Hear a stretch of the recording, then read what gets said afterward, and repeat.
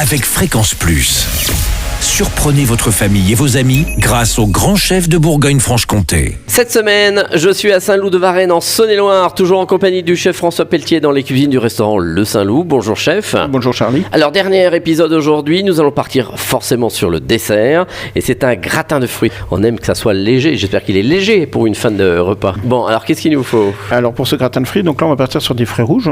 Là vous pouvez choisir ce que vous voulez. On a des fraises. La cerise aussi. Oui, cerise. C'est encore un petit peu tôt pour les mûres, mais groseilles, framboises. D'accord. Choisissez ce que vous voulez. Les fruits, vous les nettoyez. Ensuite, on les taille quand même un petit peu. J'aime bien, moi, les aromatiser soit avec un petit sirop au sucre que je fais nature, ou alors pourquoi pas rajouter un petit peu une crème de fruits, crème de mûre ou quelque chose. D'accord. Alcoolisé ou pas? Alors, alcoolisé et pas si on fait pour des enfants. D'accord, forcément. Ensuite, on va faire une crème pâtissière, très classique. Donc, on va prendre une crème pâtissière avec du lait. Et ensuite, on va rajouter nos œufs et le sucre. Donc, on va blanchir.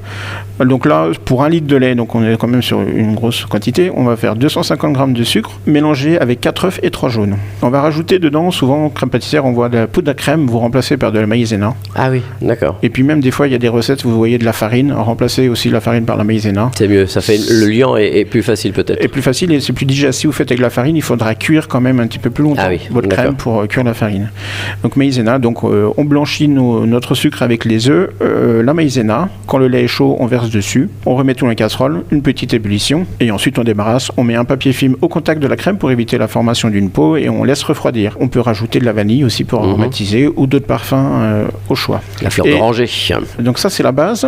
On va rajouter dedans une meringue. On va faire une meringue française. Donc pour la meringue française, on va mettre 100 g de blanc et 60 g de sucre. Donc on commence de monter le blanc tout doucement avec une petite pincée de sel. On va rajouter notre sucre en 2-3 fois, jusqu'à ce qu'on obtienne quelque chose d'assez ferme. Vous savez ce qu'on appelle le bec d'oiseau quand on retire le... Que j'essaye de faire des fois, qui ressemble à un bec de canari. Mais bon, au lieu de perroquet...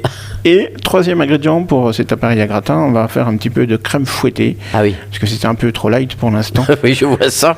Et donc crème fouettée, pareil, on peut faire 100 g de crème, ça suffit. Sachant qu'après pour l'appareil, on va prendre 1/3 de chaque. Donc, si vous voulez, vous aurez 100 g de crème pâtissière, 100 g de meringue, 100 g de crème fouettée. Donc, on mélange déjà la crème pâtissière avec la meringue. Ensuite, délicatement, on incorpore la crème fouettée. Et après, vous prenez une assiette creuse, un petit ramequin. Vous mettez vos fruits, un petit peu de sirop si vous le souhaitez, l'appareil à gratin par-dessus. Et ensuite, soit vous avez un petit chalumeau pour gratiner tout ça, soit sous le grill du four.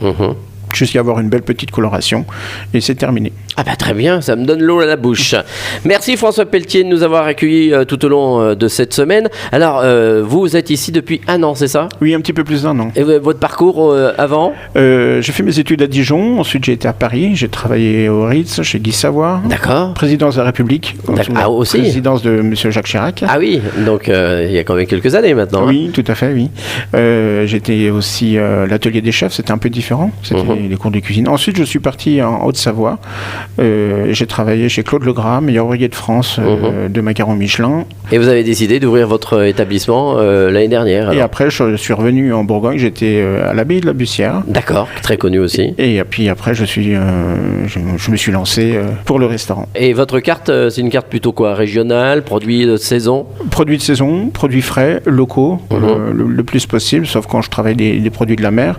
Je change suivant les saisons, mais après, par exemple, comme quand on est sur la période de la Saint-Jacques, qui est comme une saison plus ou moins longue, on va la travailler de manière différente. Et on peut dire que vous avez 2 tocs Ogo et Mio. Oui. Cette année?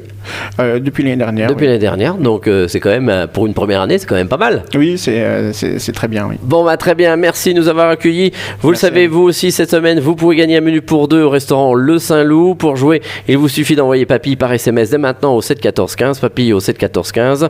Et si vous avez envie d'avoir les recettes, eh bien, sachez que vous pouvez contacter le chef ici au Saint-Loup. Il vous les donnera. Alors, bonne chance à tous. Et pour le prochain épisode, eh bien, cette fois-ci, on se retrouvera avec un nouveau chef. Et d'ici là, chouchoutez vos papilles. Chaque semaine, découvrez les meilleures recettes des grands chefs de Bourgogne-Franche-Comté. Du lundi au vendredi, à 5h30, 11h30 et 19h30, chouchoutez vos papilles. Fréquence Plus.